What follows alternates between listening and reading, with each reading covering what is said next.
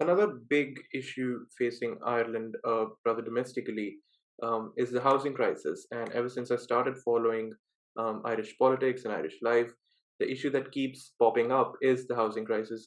You did an episode on it a few months ago.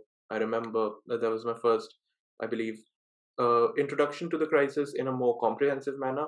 But it's been said that it's one of the reasons. It's it seems strange that at a national level, a housing crisis would be something that would be one of the top reasons for tilting the balance of power. And so, why is the Mm. housing crisis such a big issue in Ireland, and what are the possible steps being taken? It's really interesting. It is becoming a decisive political issue in Ireland, and it is credited significantly with the big dramatic result in the last election, in which Sinn Féin got more votes than any other single party in terms of first preferences. Um, this actually reflects a trend that we're seeing in a number of European countries. It's also housing issues have caused the fall of the Swedish government just recently. There's also a massive political issue in Berlin in particular. So there are other places. There's sort of international reasons for the housing crisis, and then there are local domestic reasons. Internationally, there's a trend of financialization of housing. So people increasingly buying properties and residential properties as investments. So looking to make a return on them. That hasn't always been the case, but it's increasingly so. This is fueled by very, very low interest rates, cheap money, quantitative easing, stimulus, which is aimed to keep economies growing. But it does have the effect of having a lot of money sloshing around in the system looking for safe investments with reliable returns. And that causes asset bubbles. It causes house prices to rise, and it Mm, causes money to flow into things like, you know, buy to rent. So buying houses in order to rent them out. In Ireland, then, there's a number of local influences. One is that in the financial crisis of 2007, 2008, one of the results of that in Ireland was that we had a massive housing crash. mm, A big housing bubble popped, and it basically destroyed our domestic house building industry, in mm, that all of the people who were actually building the houses emigrated, a lot of them.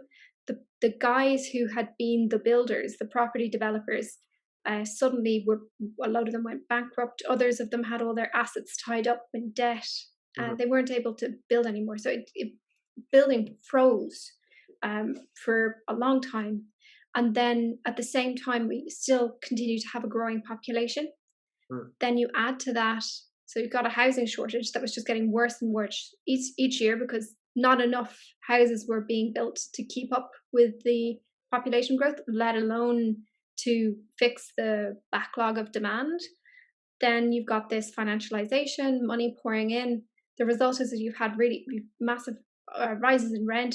There's also been, like in many parts of Europe, there was a turn away from the system of social housing that there was in the past. There was a sort of a feeling that provide the state providing social houses is a bad thing. So that was there was privatization drives in many European countries, and Ireland is one of them to have stepped away from building social houses in recent years. But instead of that, you still have people who can't afford housing, right? And so to try and give people a place to live, the policy has been instead to pay their rent. So to pay the rent of people who can't afford it on their own, to subsidize their rent. It's called the HAP payment. Unfortunately, one of the consequences of this is that you actually set a cap under rents. So it means you're not going to get cheaper than that. So because everyone knows that the state is willing to pay X amount, so all the rents are going to be that or higher, if you know what I mean. yeah, Um, which is the opposite of what state provided housing does, because state provided housing like competes almost against the private sector by increasing supply. So a combination of policies have created a situation where you have particularly young people unable to have homes for themselves. Um, Lots of people living at home with their parents. You had a rising homelessness.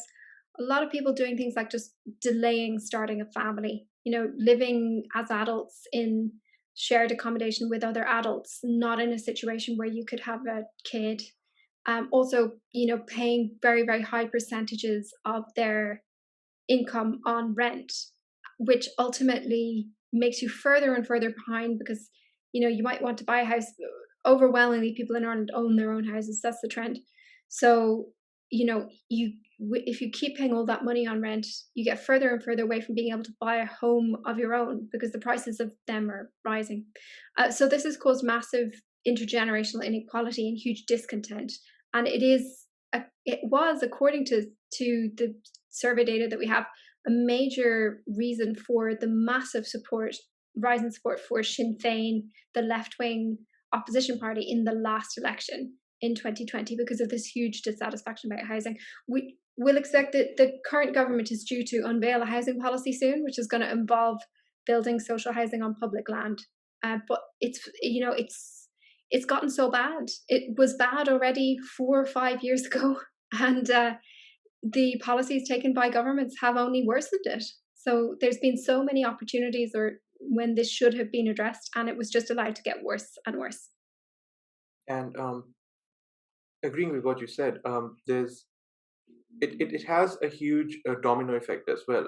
So, a housing crisis itself may seem like a small thing, but for me, as someone who is considering the possibility of pursuing higher education in Ireland, I was looking for the things that I should consider. And one of the things that kept coming up at the top of people's things to look for when thinking about moving to Ireland for studies is the fact that one, it's a country that's extremely expensive generally, and secondly, that the housing is exceptionally expensive. And so, if I wanted to move to Dublin for studying at, say, the Trinity College, I would have to consider the amount of money I would have to pay just to live there.